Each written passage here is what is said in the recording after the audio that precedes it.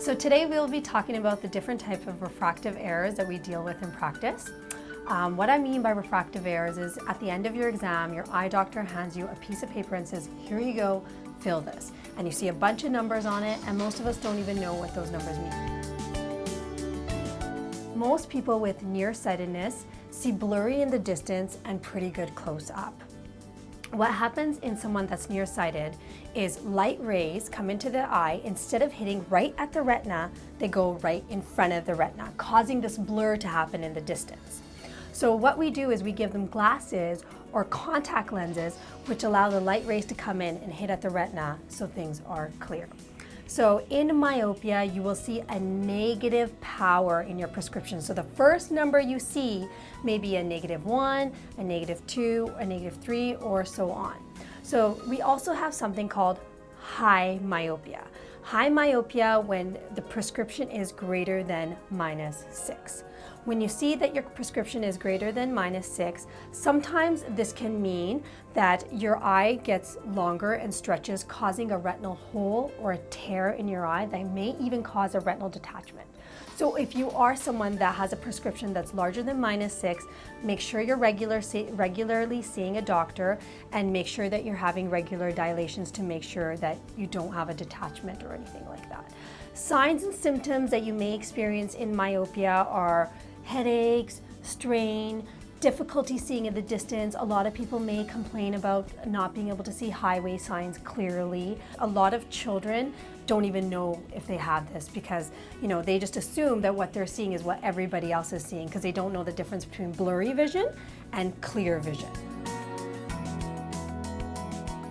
This is the term we use for farsightedness or longsightedness. So in farsightedness, you see a plus prescription.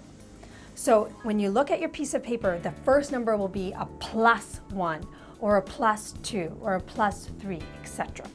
In farsightedness, when light rays come into the eye, instead of hitting at the retina, they go behind the retina this time. So the glasses and the contacts will correct this by going on the retina and allowing you to see clearly.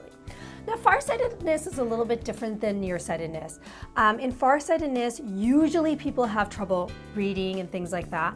However, if you have a very high plus prescription, sometimes you can have trouble in the distance and close up.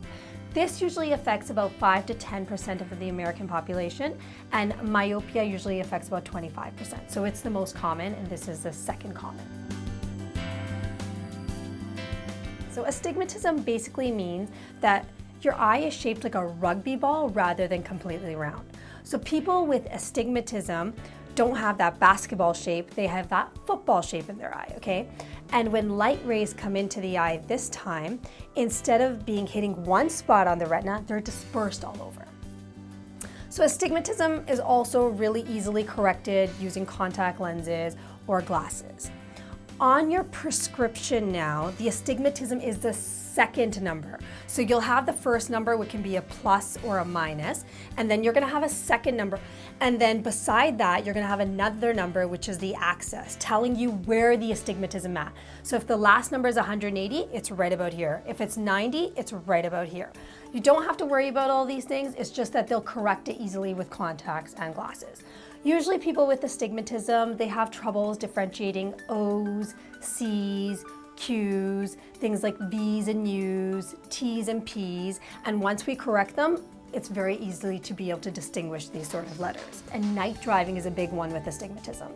A lot of people will come in and be like, I just can't see clearly at night. It's usually because the lights are all being dispersed everywhere. And once we correct this, the lights are not being dispersed and you can see much, much better.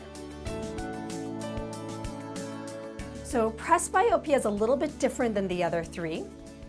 It's age-related. So you may be someone that's gone your whole life and you have this perfect vision, but usually you can't run from this. It doesn't have anything to do with the light rays coming in. It has to do with the lens at the back of the eye. So we all have this lens at the back of the eye. When we're young, it's very flexible and it moves for us to be able to see close and see far away. But as we become older, it becomes less flexible. So a lot of people complain about not being able to see their phone or not having long enough arms to be able to see, the computer getting slightly blurry. It's hard to be able to read a newspaper and do things for a long time. So this is called presbyopia. And this is also very, very easily corrected with different types of things. Usually a lot of people will turn to progressives. Progressives are glasses with no lines in them, and you can see the distance, the intermediate, and the reading. The nice thing about progressive is you do have that intermediate range, which we use for the computer. So you get your computer and reading. On your prescription, if you have a look, so you'll have, the first number, and sometimes you may have that astigmatism with the third number, and then you'll see this place called add. And you may see a number under there called +1 or +2. That is your reading prescription. And all of us, when we get a prescription, we should understand why we're wearing the glasses and what we need them for. So it's super important to ask your doctor these questions and understand why we're wearing the glasses or the contacts.